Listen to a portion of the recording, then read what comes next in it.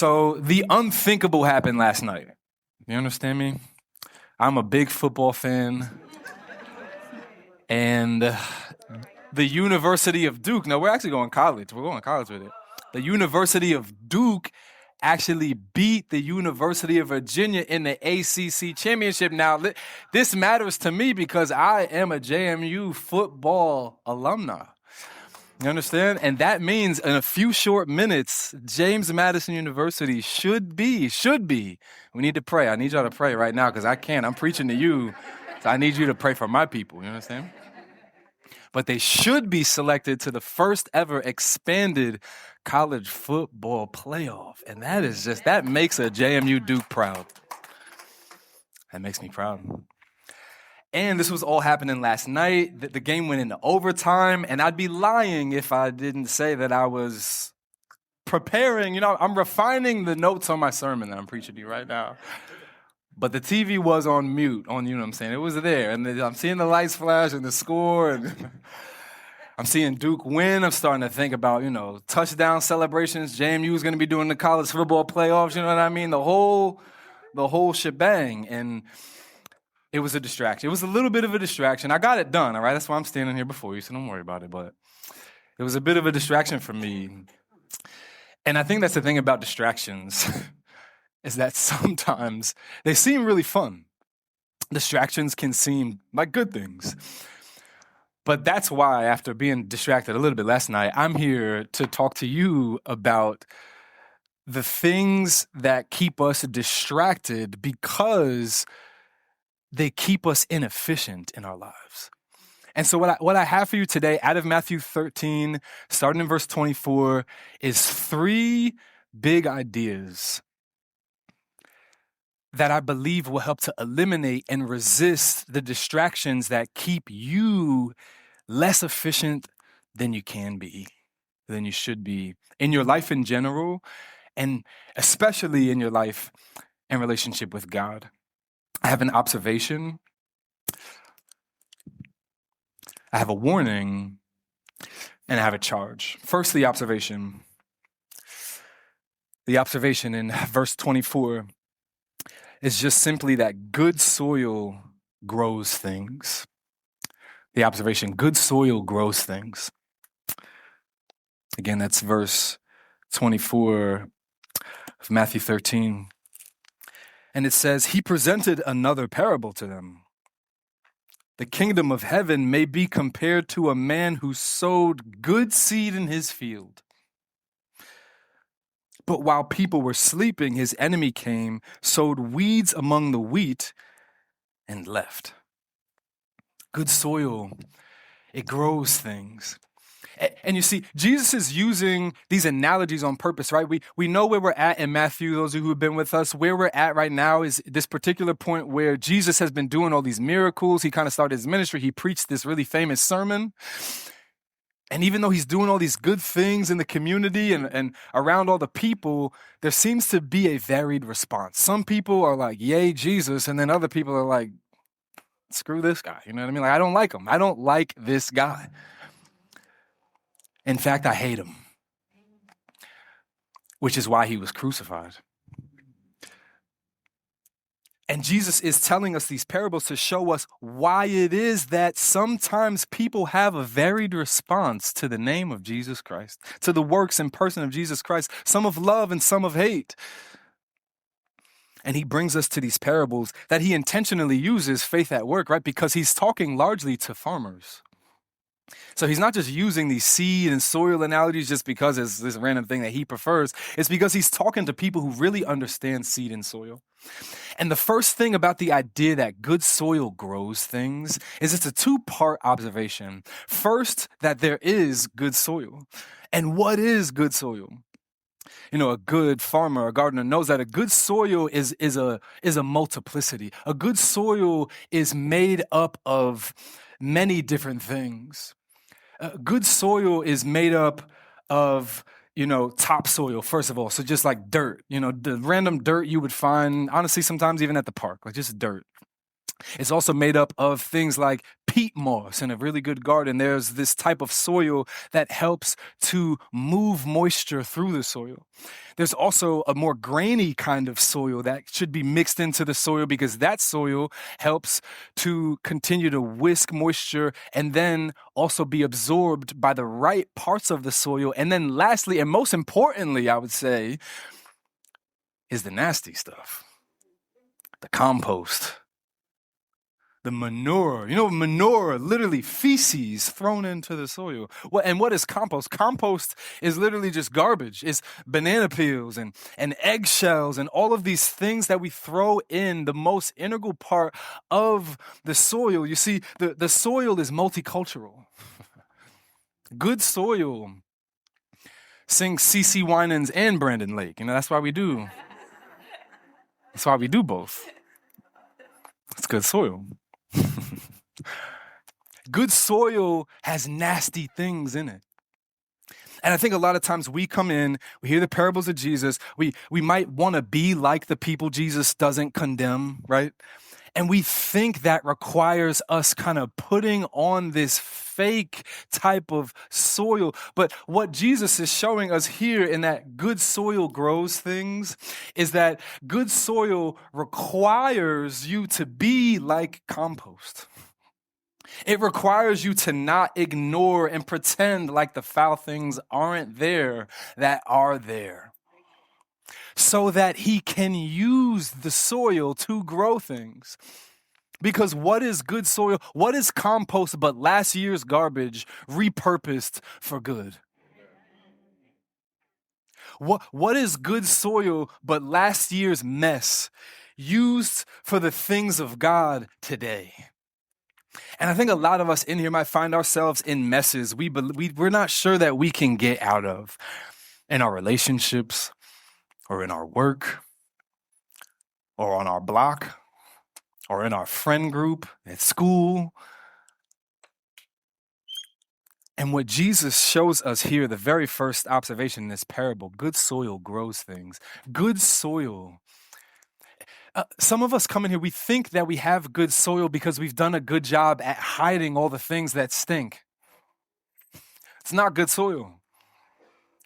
Good soil is able to grapple with the messiness of things. Good soil is taking the stink and making it grow stuff. That is good soil. It's not soil that pretends that the compost isn't there. It is soil that literally takes the nasty and is used for good despite of it. You need to find the compost in your life. But the thing about good soil is that, again, verse 25, a very interesting thing happens. But while people were sleeping, his enemy came and sowed weeds among the wheat and left.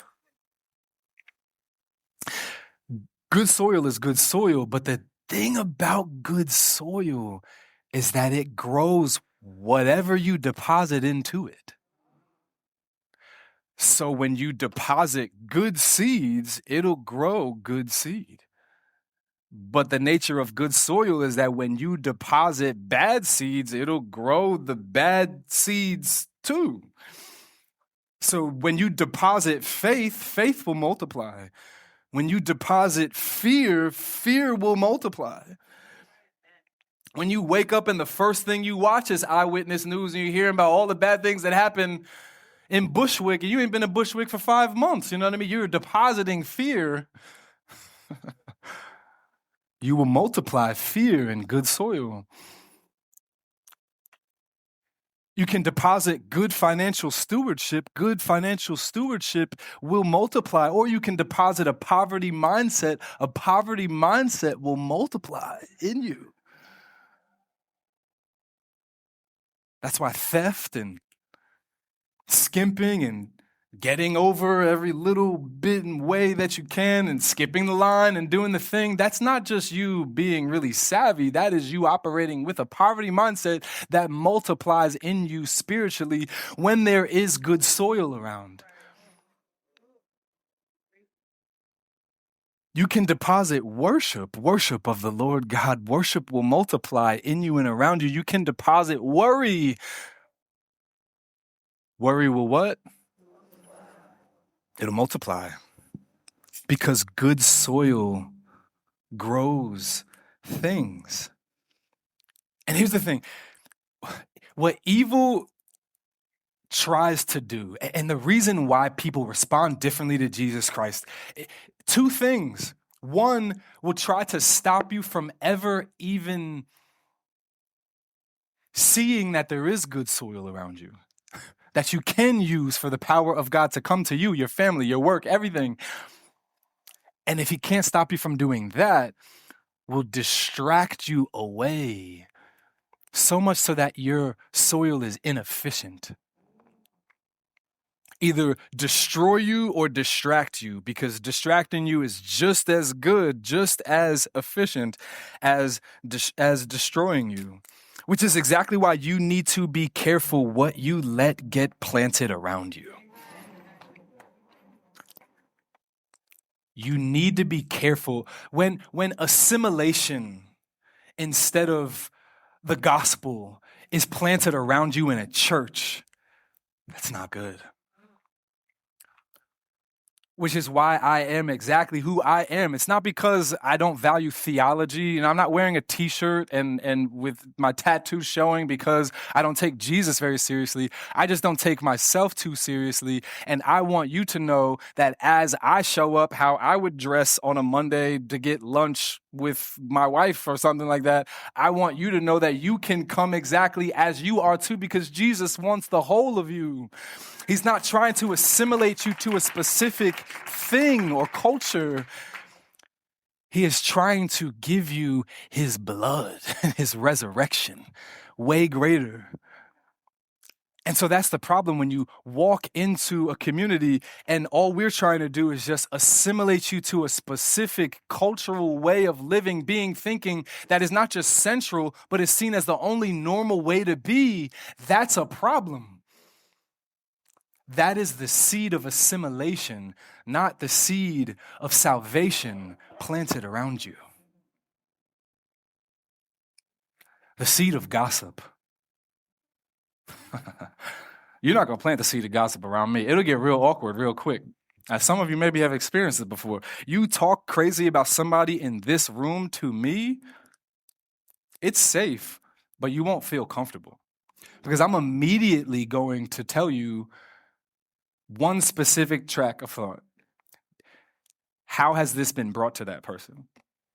You tell me your blah, blah, blahs did so-and-so, and they're really like this, and you don't even really know what they really be doing. But okay, great. Did you tell them? And if not, we're going to sit right now and create a plan as to how you're going to tell them. Because you're not going to plant that seed around me. I'm going to pick it right back up. I'm going to take it out the soil around me. Thank you very much. And I'm going to drop it on rocky ground where it can't grow. And how that happens is you don't get to just gossip to me and I eat that for you and put it in my soil and let it grow weeds. I'm going to take it and we together, we're going to plant good seed. You need to be careful what you let get planted around you, because good soil grows things. And the thing about evil is that it cannot change your soil. It can't change your heart. Sometimes we give evil too much. We give Satan too much credit sometimes. You can't find a devil under every bush. But when you do find a devil, we don't beat around the bush. Amen? But the thing about that is that evil cannot change your heart, but evil will try to come and plant its own agenda in your heart to distract you away from God's purposes. And those agendas, again, we call distractions, which brings us to point two, a warning. Don't get distracted. I mean, it's that simple, you know. This is the point of this sermon in these three ideas, is keep your eyes on the road. Don't get distracted. Verse 26, Verse 26, it says, when the plants sprouted and produced grain, then the weeds also appeared. The landowner's servants came out to him and said, Master, didn't you sow good seed in your field? Then where did the weeds come from? An enemy did this, he told them. So do you want us to go and pull them up? The servants asked. No, he said. The servants were confused by the weeds and it distracted them. They were completely distracted.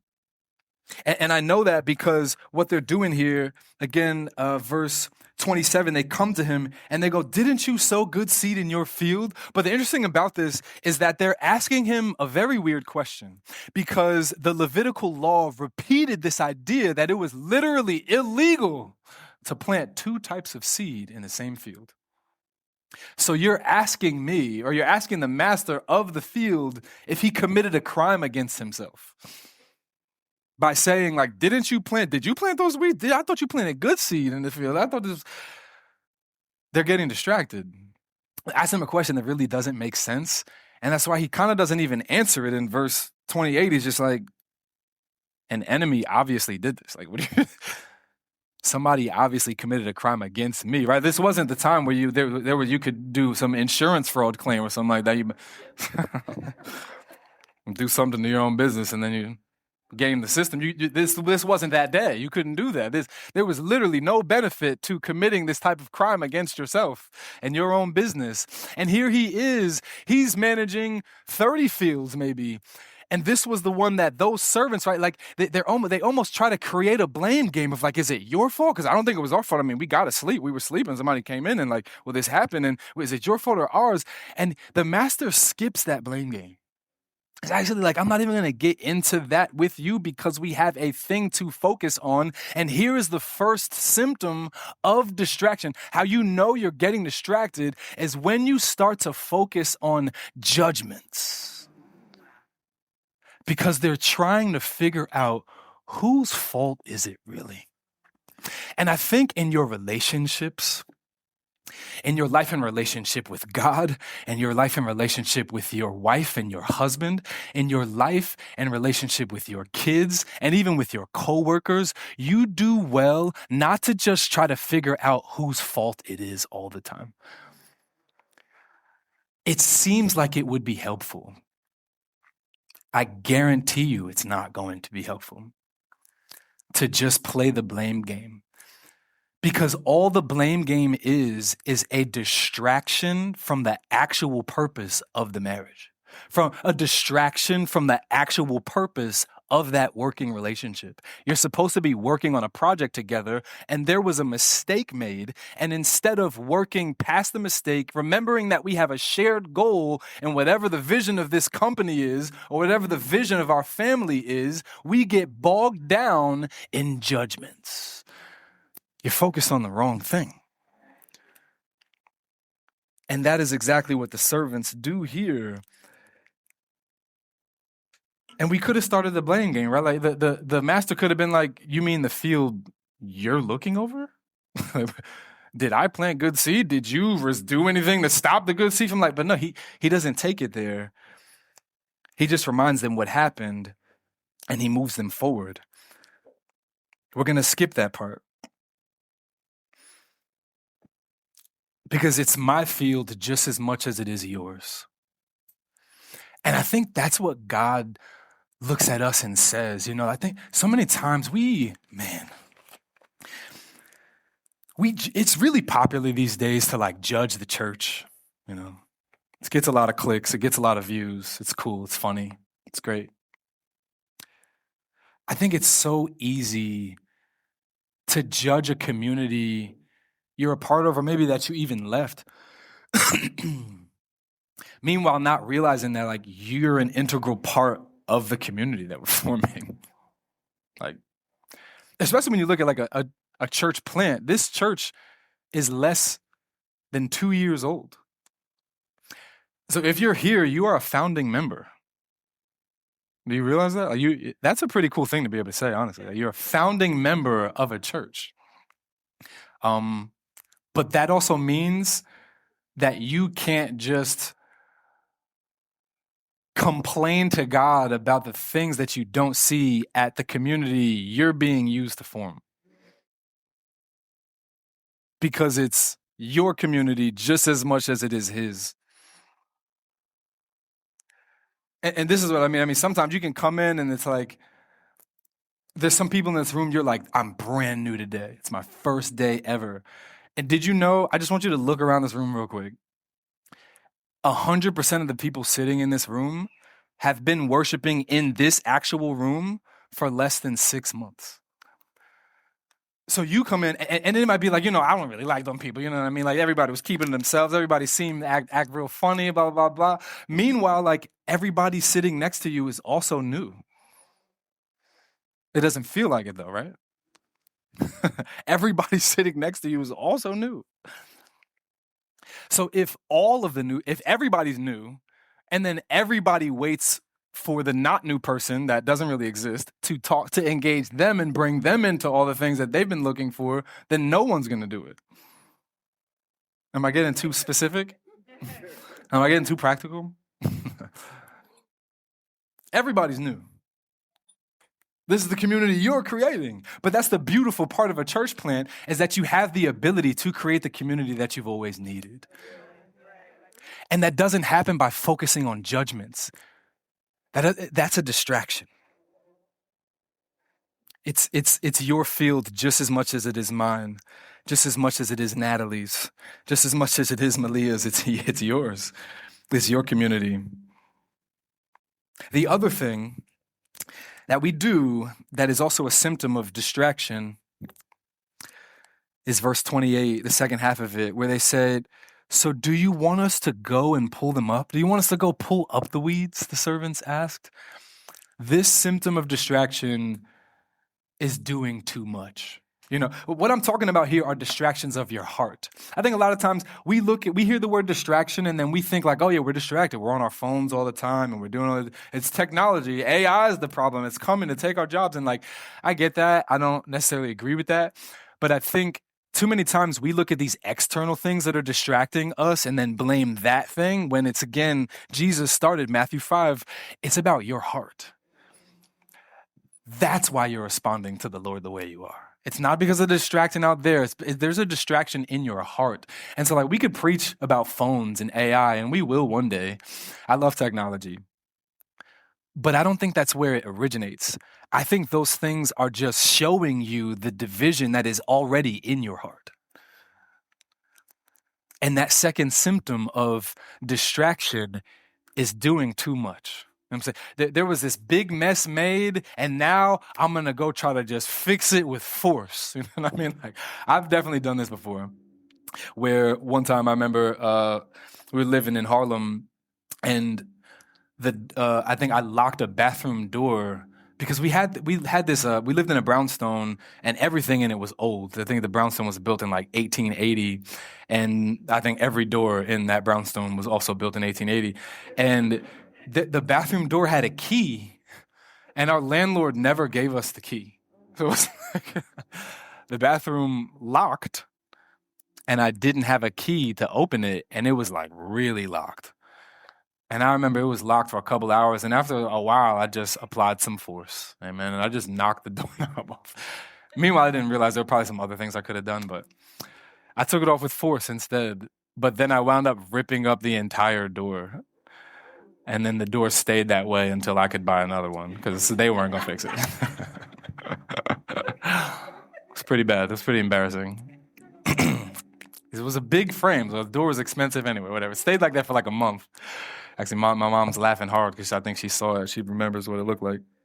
And that was embarrassing. But I think that the symptom of distraction I'm trying to get at is that sometimes we just think we come at the thing and just apply a bunch of force, but that is not the way that God has called you to. We think we can just do it with more effort.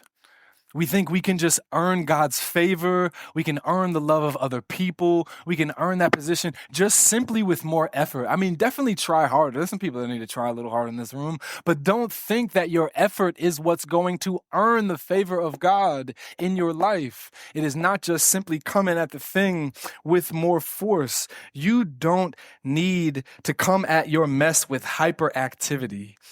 You don't need more effort. You need, point number 3, you need to trust the harvest. That is my charge. You need to trust the harvest. You need to trust the harvest of God. You need to believe Jesus. Because that's the way the field owner responds here, right? In verse 29, the owner of the field says, "No, don't pull up those weeds," he said. "When you pull up the weeds, you might also uproot the wheat with them. Let both grow together until the harvest. At harvest time, I'll tell the reapers, gather the weeds first and tie them in bundles to burn them, but collect the wheat in my barn." You're wheat farmers. Grow the wheat. Don't get distracted trying to pull up all of the weeds. You just simply need to grow the wheat. Because if you pulled up all the weeds, you might look really busy. You might look really productive.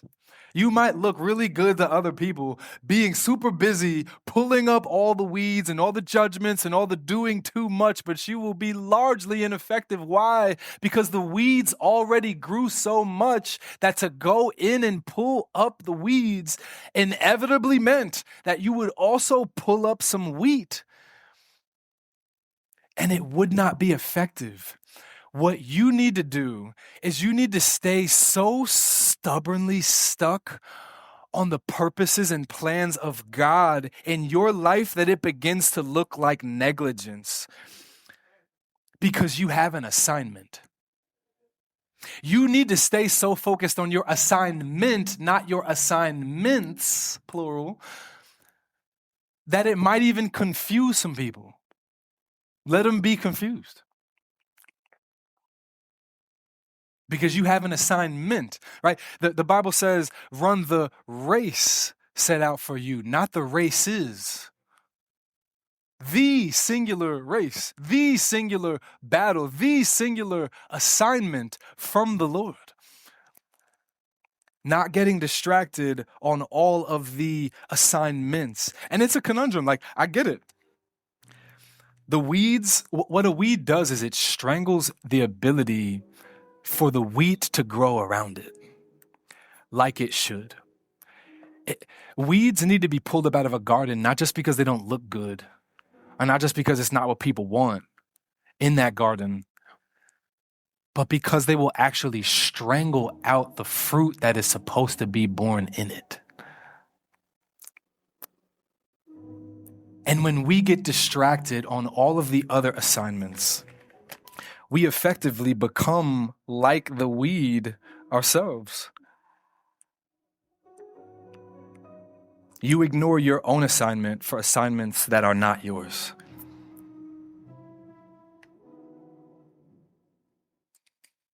The thing about it is that you know what you've been called to do, though. I'm telling you right now, let them be confused about you. It's going to be okay.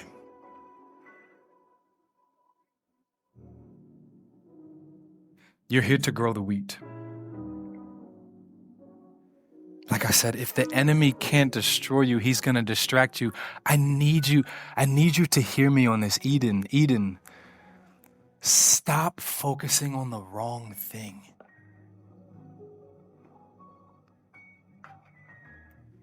Stop focusing on the wrong things.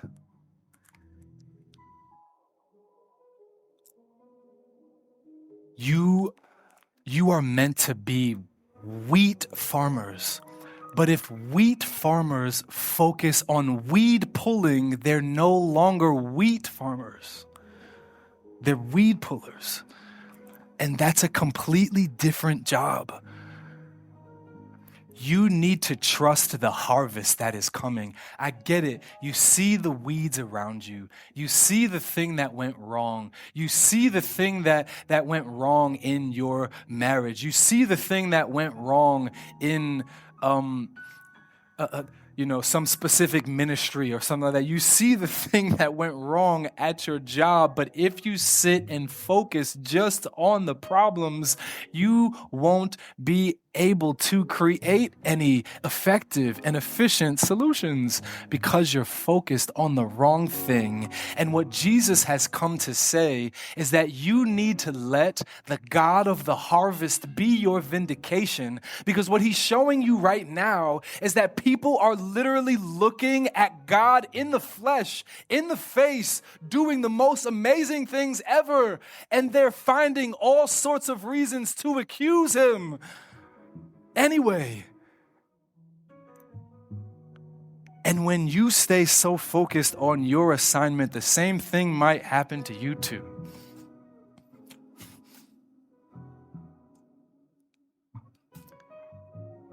But you've joined Jesus, and that should be okay. You have joined the God of the harvest, who says this: let both grow together until the harvest. At harvest time, I'll tell the reapers, gather the weeds first and tie them in bundles to burn them, but collect the wheat in my barn. You see, a bright end is coming. One of bright fire for those who sow and bask in sin and evil, and one of bright glory for God's children. You need to believe that the harvest is coming. It's kind of like a train. It's kind of like when you're waiting on the train. You know what I mean? Whether in New York or even in New Jersey. And like you can hear the engine before you can see the engine. But when you hear the engine and you start to feel the rattle on the ground, right? Like you know the engine, you know the train is coming. The harvest of God is the same way. We have been told. We have the words of the Lord that are a promise to you, to give you confidence to walk in the assignment God has given you, despite whatever weeds you see around you. And that should be enough to give you confidence that the harvest is coming. You have made it to the end of the episode, and I'm proud of you. Seriously, not that many people took this much time today to grow in their faith in Jesus, but you did, and that's something to genuinely be proud of right now. I pray with these podcast episodes is that you would be impacted and changed by them. And if that is the case for you, I'd like to encourage you to respond in one of two ways. First and foremost, if you just decided that you want to start believing in Jesus and growing in your faith in God, I need you to text the word NEXT to 973-313-5100 right now. Again, open up your messages app right now, type in 973-313-5100 and text the word NEXT. Someone from our team will get with you and help you start growing. The second is if you would like to join in the mission to help other people take next steps in their faith, like Eden Church is set out to do, I need you to text the word GIVE to 973-313-5100. Again, that's GIVE, 973-313-5100. I'll catch you next time.